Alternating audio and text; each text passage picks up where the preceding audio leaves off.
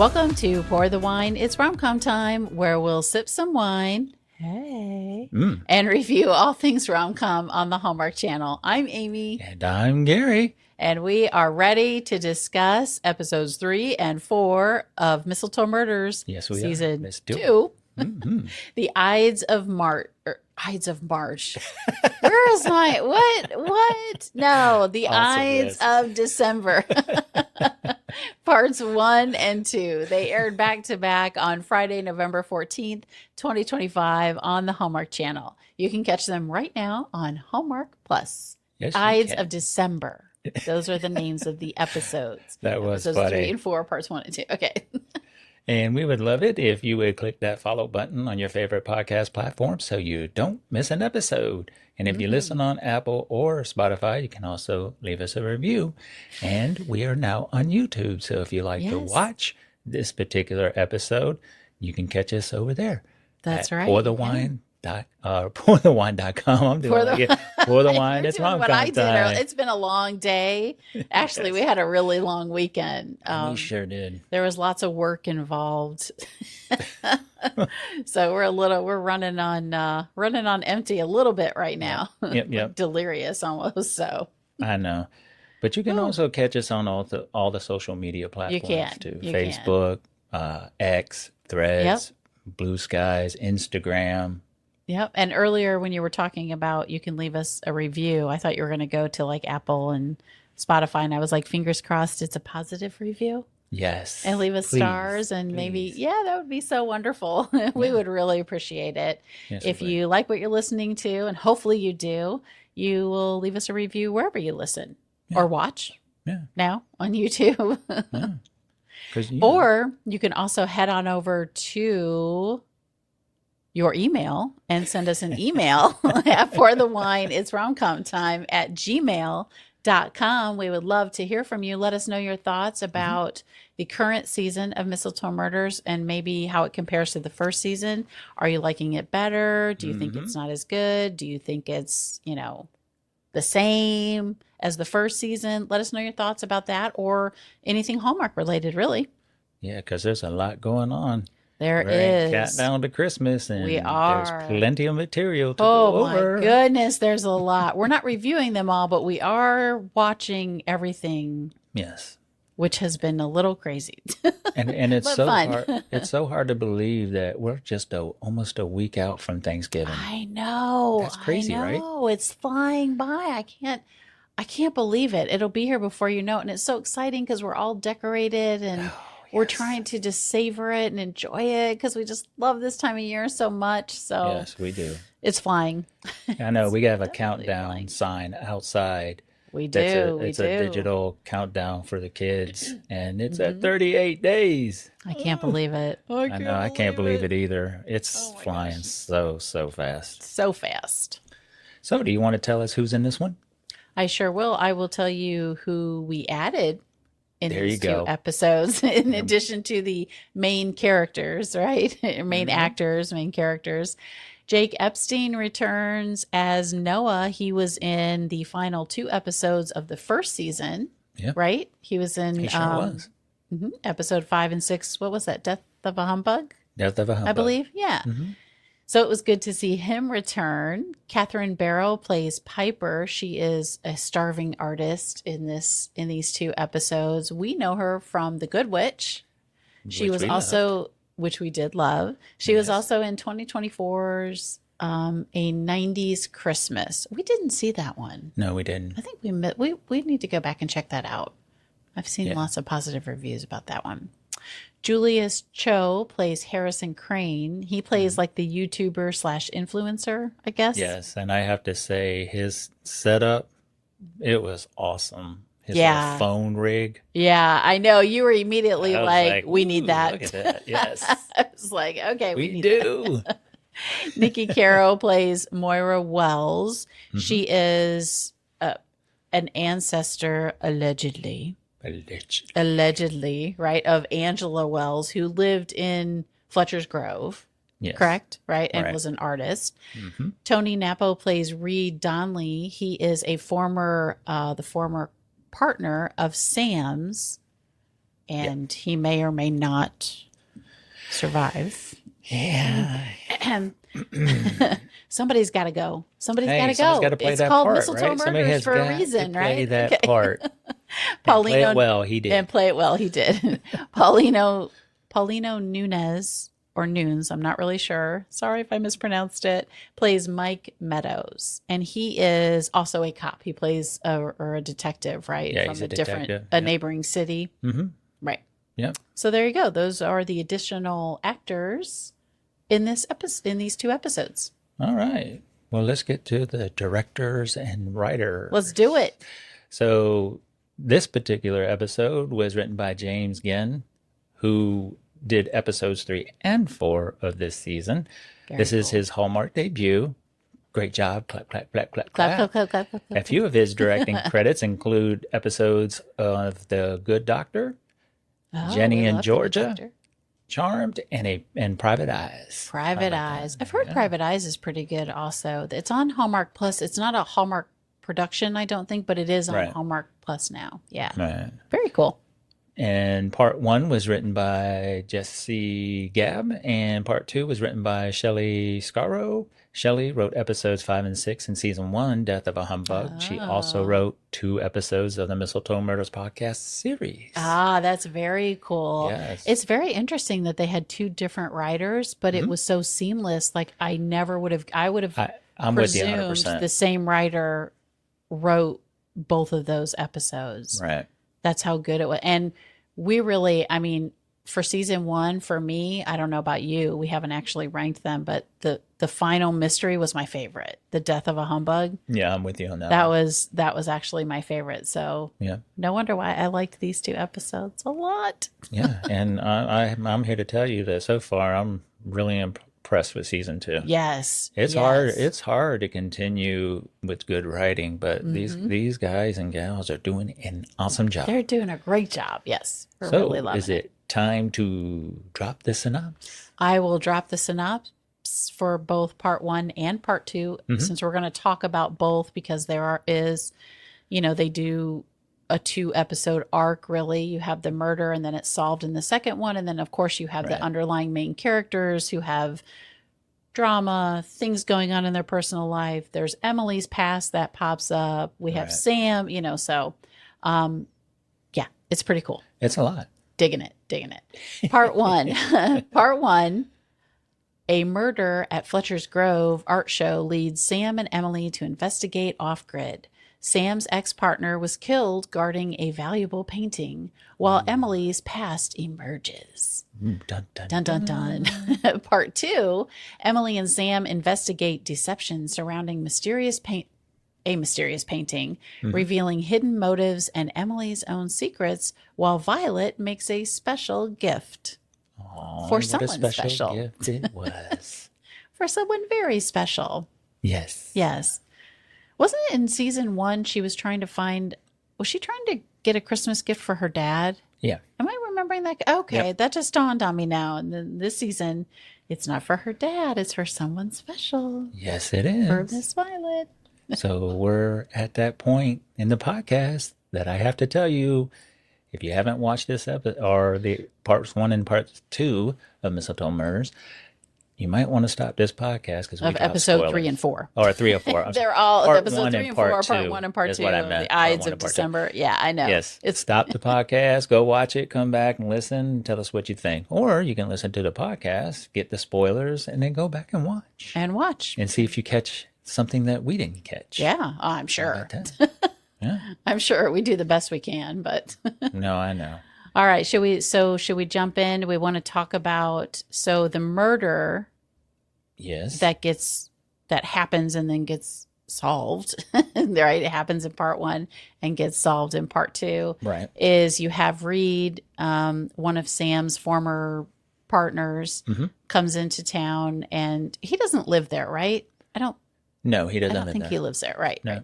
So he comes into town and he asks Sam to join him on a security gig that he has guarding some paintings, right? And it's like an overnight gig, right? He's got to guard the paintings, and Sam, says no, he unfortunately can't do it because he wants to spend time with Violet because she is going to be spending Christmas with her mom.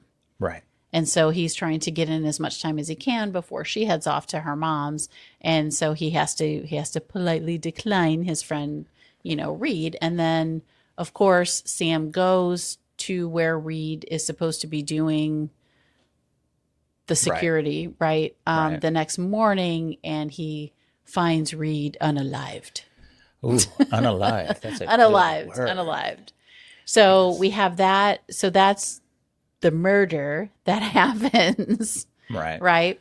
And Yes. in the meantime, we have Moira, who is in town, who has written a book about her grandmother, right? Angela Wells, Right. who was kind of like a reclusive, and not many people knew what she looked like. Right. And so Moira is in town. She has relatively recently discovered that she is related to Angela, allegedly. And she's written a book about it. And she is in town to sign her book and reveal a painting of her grandma. And everybody's excited about it because there aren't any pictures of her really anywhere. And this is supposed to be the first time that they've all seen her. Right. Or what she looks like. Right. So Moira ends up signing books at Noah's at the bookstore, right? And then you have the YouTuber who is filming Harrison, who is filming things. He gets the exclusive, or he thinks he gets the exclusive, but he is there to help promote this particular function, which Ray is sponsoring. Ray pops in. Yes. I love it. I love Ray. I know. He's so great. It's like that one character we keep finding out he has many jobs. Yeah, it's like, it reminds me of Shauna from the Chicken Sisters. If you watch the Chicken Sisters, which we absolutely love, and if you haven't, go watch it as well. There's a character on there, and she's one of the best characters on there, right? And she has, throughout the series, there's been 2 seasons so far, and you've, like, every season, she's like, oh, I'm a publisher. Like, you find out all these different jobs, and, oh, I invested my money, and it's so, I can't even think of some of her other jobs, but she has all these, she sells leggings and, and she's making all this money. She's really good at every job that she does. Right. So when Ray popped up and he's like, yeah, I'm throwing this, Christmas art competition. Right. Right. And then he's going to, what's he going to do? He's going to hang the winner's painting in his stores. Right. Right. His furniture stores. So yeah, and that kind of ties in with everything else. Can I just say, his hair reminds me of the Heat Miser. And I'm not being funny or anything. No, it just does. The way it's like up. Yes, the way it's up, and it's kind of like coney a little bit.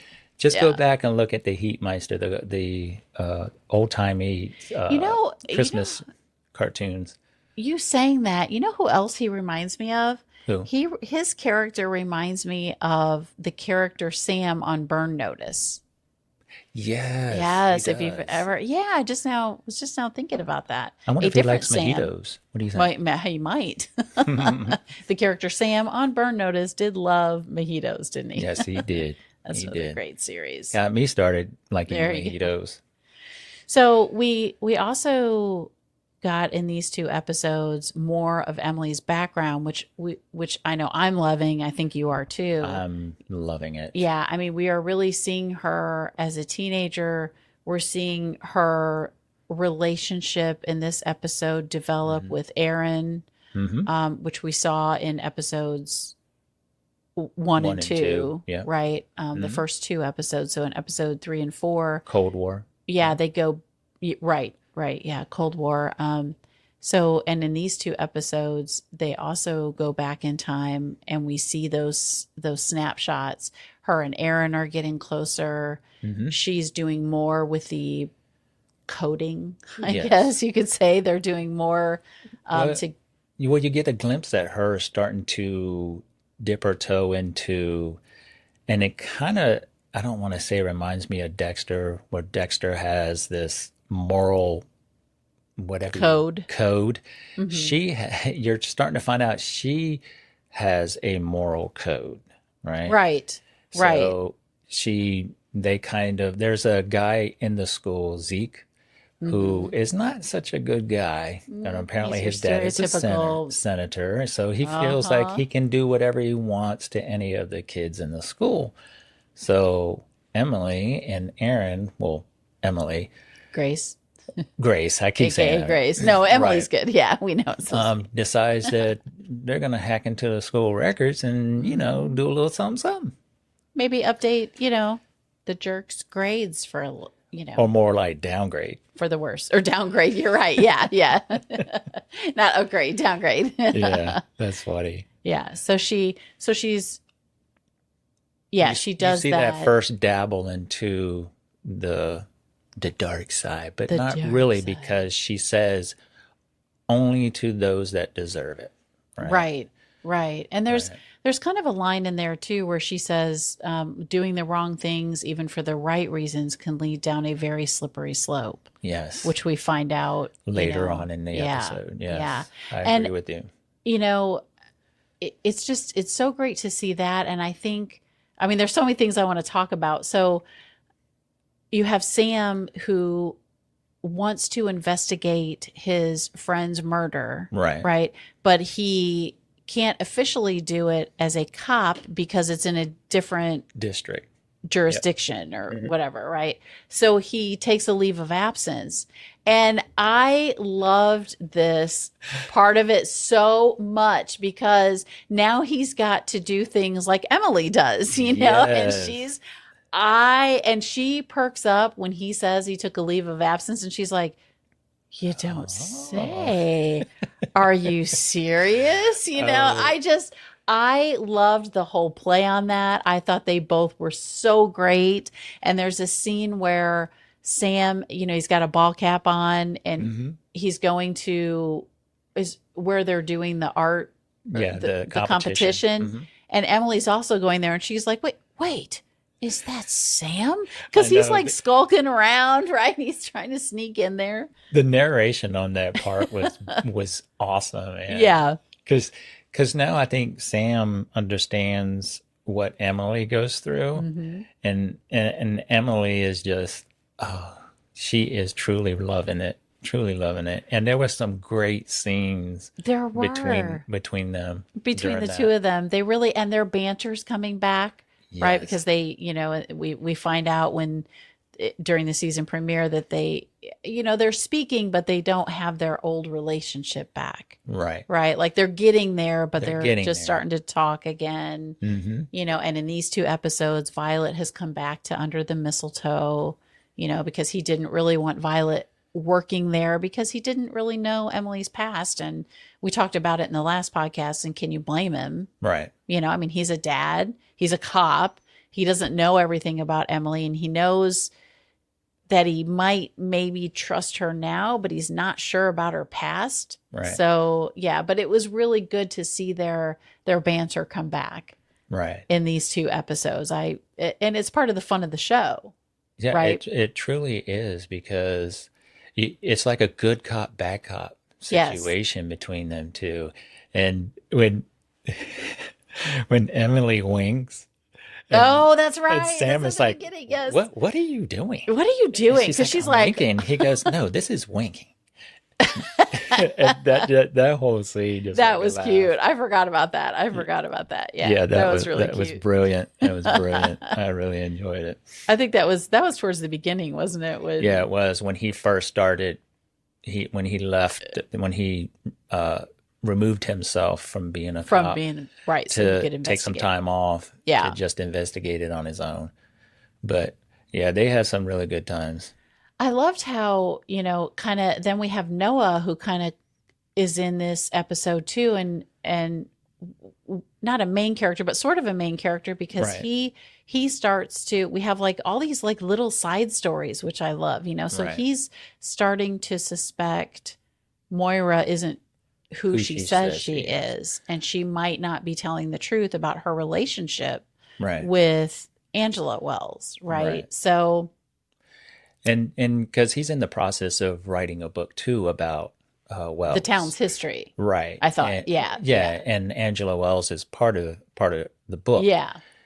Because nobody knows what she looks like, Maura decides to take on, that particular identity of the grandchild. So you got that little mystery going on. And like you said, he's Noah he's kind of doubting himself at first because he's like, well, hey, maybe my research isn't that good. But then he starts to, throughout the movie, he starts to put the pieces together. Throughout the episode. Or movie. They're like movies, aren't they? Yeah, I know. I keep saying movie because they stick them both together. Yeah. But yes, the episodes, and he starts to put one and one together. And one and one? Or well, you can put one and one together. That equals two, and then you put two and two together. Yeah. Sorry. It's the wine. That's okay. But that's all right. So you have that little side thing going on, and that makes it even more interesting because Piper, who is the starving artist, she keeps showing up at Maura's little book events, signings, right? And events, and she doesn't know. She's just being, she's just this innocent painter, starving artist who just wants to know about, Angela Wells, and about Maura, because she's painting, and she entered this competition because she wants to become more than a starving artist, right? So she wants to get noticed, I think, by Maura. Mm-hmm. And Maura kind of thinks she's figured out what's actually going on, so she kind of pushes her and brushes her off in every scene that they're, together in. And so you have that going on, and it's, oh man, they really well. And there's more later that you learn why Moira's kind of pushing her away, because I think she recognizes something, right? And knows that she's not telling the truth, and and now somebody else might be related. Now she knows why or who this Piper is, right? Right. Yeah. Right. And then of course we have another storyline where Violet is on the hunt for the perfect Christmas gift for Kyle, and I loved, her beau, and she doesn't know what to get him, and she's asking the town, and I loved how we had sort of her story with her boyfriend, and even Emily says something like, young love. Yes. I forgot how annoying it can be, or, whatever.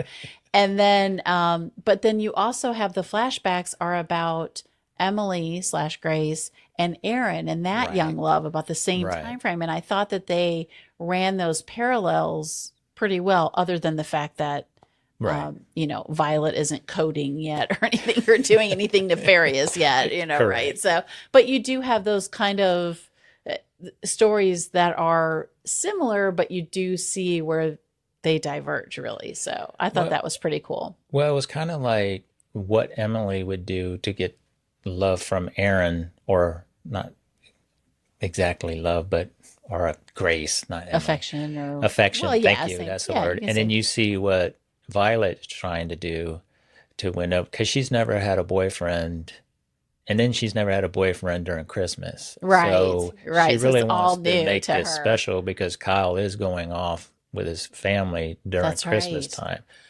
So throughout the movie, or I said it again, throughout the episodes, she's asking, I think she asked Sue, and that was an awesome scene too, because she wants to know what to get Kyle. Violet is asking Sue. Right. Well, she asked Sue, and then Brooke overhears, and then Brooke gives her interpretation of what she should do, which was an interpretive dance. Dance. But what's great about that scene is when Violet is talking to Sue she's sitting at the bar, right? And she's talking to Sue, and then Sue walks away, and all of a sudden Brooke shows up, and she's like, "Where'd you come from?" That was such a cute scene, and I love that we got so much more of Brooke also, because I love her. The actress, she entered the contest too. She was entering the We saw June again this episode, which yeah. I'm glad. I'm glad they're putting them all in there. I know. It's so good. It's so good. So, So Violet, so Violet, and then she asks, who did she ask last? I don't remember. Was it Emily? Did she ask Emily? Yeah. But the funny thing is, she ends up doing what? The interpretive dance. Well, yeah, she ends up with the interpretive dance. Yeah, which because her and Emily did some crafting of a ornament, and she accidentally broke it, so she had to improvise. And what a great scene it was! So, it ended up and Kyle really loved the interpretive dance. Was the most important part of that. Yeah. And he got her socks, which she loved, and she had given her dad a hard time about, which was great also. Yes. She asked her dad, and her dad told her what he got her mother, for their first Christmas. And she was like, no wonder you didn't stay together. She was kind of like, but then Kyle ends up giving her socks, fuzzy. Well, and it was so thoughtful because they were violet. Yes. They were warm and fuzzy. Yes. Yes. Well, he said to her, doesn't he say something like, you're always saying your feet are cold? Right. Yep. And you love, what was on it? A penguin or? Polar bear, I think. Polar bear? Yeah. Yeah. So. And these are all the things that he remembers her saying. So how sweet was that? Yeah, right? that was very cute. So he's paying attention to what she says, right? Yes. Yes. So Kyle and Violet have their moment, which was really cute. Mm-hmm. And then we have the whole, so now, Noah definitely suspects that Moira is not who she says she is. And Emily wants in on that. And we have a whole group effort between Ray, Emily, Sam, and Noah. I know. To try to, Noah gets a DNA sample from Moira because he has her drink from a cup. And then the four of them work together to get Emily into an exhibit to get the DNA sample from Angela so that they can compare them and see who is the actual, if they're actually related or not, or if Moira is lying. Right. And she was. And the reason they had to do that is Noah had gotten the DNA off of the cup because he apologized to get her to come over to the bookstore and apologize and offered her a drink. And of course she drank. Yeah. And Emily was like, well, what are we going to compare it to? Yeah. And he's like, I didn't think about that. Right. Well, when you're not a professional, Yeah. Cat burglar or whatever. Cat burglar or whatever Emily is going to end up being. Right. Like when you haven't had to do that, you don't think about things like that. No, you don't. But in the episode, Moira talks about how the paintbrushes were the tips of Angela's hair. Angela's Wells' hair. Yeah. So that's why they had to break into the exhibit, right? To get get a hair sample from the paintbrush. So that was really good. Right. That was really well done. Yeah, the way that kind of worked out was really well. So they get the sample, and of course you find out that it's not. Moira is in fact not related, to Angela, but she is not the one who killed Reed. Because what had happened was Harrison got a peek of the painting before the unveiling. He did. Yeah, he sure did. He got a sneak peek. Just a little one. An illegal sneak peek. Illegal. Yes. But then when it was unveiled, that's when he realized it wasn't the painting that he had got a sneak peek of. Right. And then you come to find out that Moira had swapped the paintings. She had given Reed some money so that he would let her swap the paintings out because she knew that the original painting did not look like her and in fact looked like Piper, right? Is it Piper? Yeah. Piper, yeah. And so because she obviously knew she wasn't a relative because she had set it all up. Right. And then she swapped the paintings out and Mike, right? Good old Mike, the cop, he had the morning shift for the paintings, right? To be the security of the paintings. And he saw Moira giving money to Reed so that she could Right. swap the paintings out. And good old Mike wanted a piece of the pie, and Reed wasn't having it. And then they kind of tussled. He took Reed's gun, and Right. they kind of wrestled a little bit, and the gun and went the gun off. went So off. Yeah. that's what ended up happening to Right. poor Reed. Yeah. So Poor Reed. it was an accident, not necessarily a murder. Right, Oh, right. well. But it was all sort of involved, right? Right. Like the complexity of the writing and the intertwining of all the stories was really, really good. Yeah. I mean, it I was. really, really liked these 2 episodes. I know. So did I. Yeah, yeah.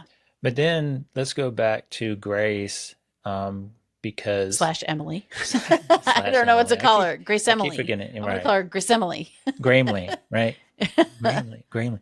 Anyway, apparently, Mrs. Cambridge, who is their program teacher, gets arrested for apparently there was some money transferred to an offshore site, and all roads led to her.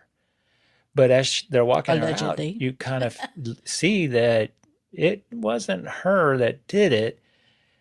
And Emily starts to think, well, it wasn't her because she only does things for good. But you kind of think Aaron has something to do with Yeah, this. you really are led to believe that teen Emily, first of all, we know teen Emily wouldn't do that, right? And kind of Right. the look on her face. Right. And then, I think the audience member suspects Aaron, but do we think Emily suspects Aaron I for don't- setting up their teacher, their coding Right. club or whatever it is, right? Right.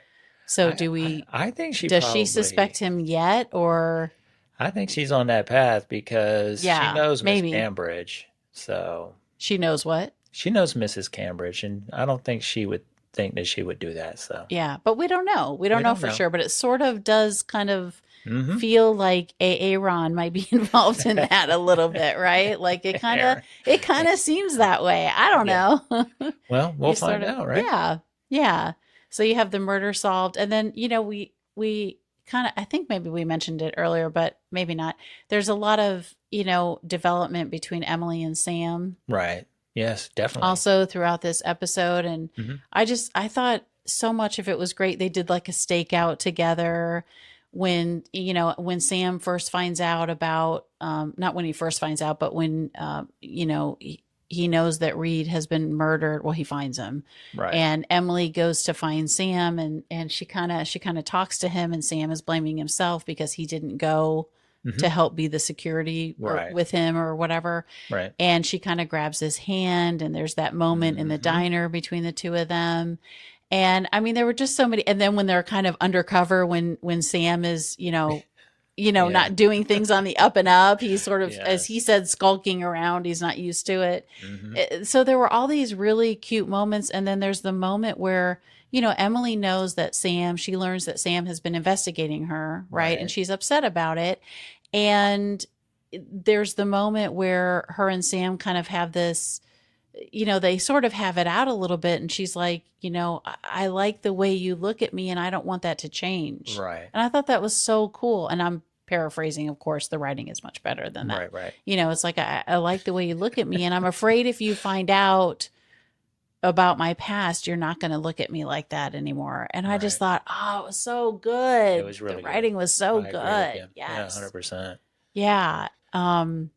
So I just thought it was great. I thought all the character development in these 2 episodes was great. The Mhm. mystery was great, Yep. right? And then at the very end, Dun dun dun. dun dun dun. The cliffhanger. Yeah. Yeah, so her and Sam are having a conversation, and Emily's kind of just looking around while she's listening to him. And across Yeah. the street, she gets a glimpse of none other than Aaron. Or is it? But is she it? says it can't be. So does she mean she thinks Aaron's dead? Right. Or does it mean there's no way he found me? Found her, right? Well, Right. these are mysteries we're gonna. Is it really Aaron? Did he have a twin? I mean, we don't know what's going to Gemini, happen. I know. We have no idea. So there's a lot, there's another scene, just real briefly going back where she has to trust Ray, right? She needs Ray. Ray's help again. And she says something like she doesn't know if trusting Ray is the right thing, but she needs to do it.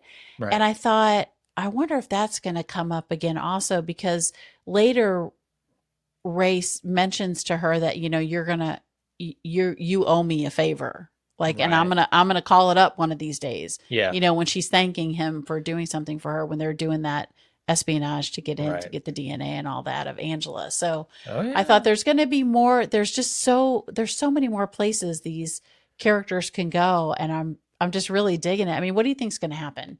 I don't know, because it's coming at you at all these different angles. And all these different backstories, you're like, whoa, wait a minute. Yeah, and we have 2 episodes left only of season number 2. I'm telling you, I'm excited, but I'm sad. They're going to get a third season. Third season for sure, Oh my gosh. Good. Oh, that's what I wanted to mention. What's that? So, as a fan club, what kind of name can we come up with? Oh, what? So, like it. What do you mean? Like you have Hallmark? the Heinies. The Heinies for Tyler Hines fans, right? You have the Postables. You have the Postables. What about for Signed, Sealed, Mistletoe Delivered? Murder fan club? The Hardys are Wind Calls the Heart, right? Right. I don't know. Mistletoers. Oh, we got to get people to join in and come up with a good name. What would be a good name? The Mistletoers. Maybe there is one and we just don't know. Right. The Mistletoers.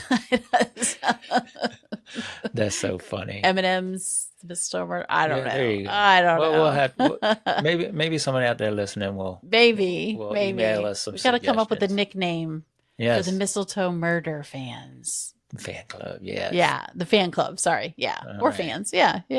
That's a great idea. That's awesome.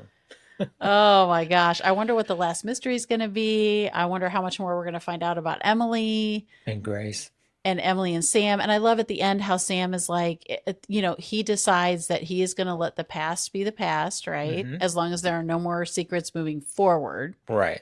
With Emily, because he trusts the person that she is today, which I thought was great. Yes. So he came around. Yes, he came around. Yes, he finally did. Admitted it. So. Yes. Yep.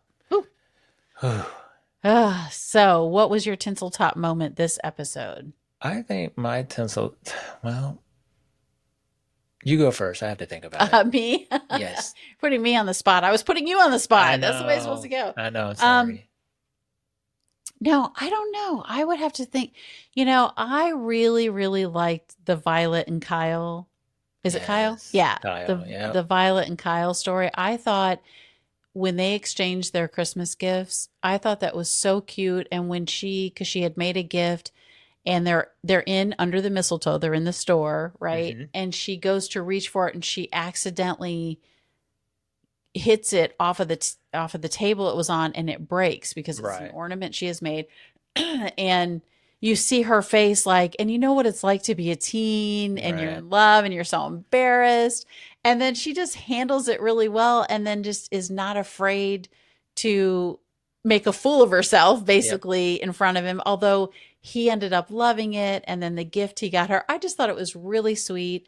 I love that they make Violet a good kid, a nice kid, and she likes another kid who's nice. He's not in trouble. I like that, because sometimes teens are good, I mean, they have their moments, but there are good kids out there. And I just loved that moment, and I love her as a character. So yeah. It was almost when he gave her the socks, it was almost that serendipity moment. Yeah. When he maybe. Yeah. Now, I do love Mistletoe Murders, but Serendipity is one of my favorite movies. So she drops the glove, you mean? And I was going to say the same thing. I just like how Violet's character has grown, and they've given her a relationship now. Yeah. And she's really falling into that part and developing it. And it's really coming off on the camera really well. Yeah. So that's why I said she's probably when she gets a little older, she'll have a leading role. Yeah. Or maybe she'll end up behind the scenes. You never know. Well, that's true. I mean, in front and behind, she may end up directing and executive producing like Sarah Drew. I mean, that'll be cool. Yeah. See where she goes. So out of 5 ornaments, how many are you going to hang on the tree? As a combo for both episodes? Yes. I we'll do 1 ornament. I would probably do a 4.5. Yep. I really liked these two. I thought they were, I mean, I liked the first two episodes also, but this one, kind of sunk my teeth into. I just really enjoyed this one. What about you? I'm giving it a 4.5 too. A 4.5 also. Yes. Okay. Very well written. Yes. So is that a wrap? Yes. That is a wrap. Well, thanks for listening. Thank you for listening. Be sure to follow us wherever you get your podcasts and on all the social medias, including YouTube, so you don't miss a thing. Until next time, cheers. Cheers.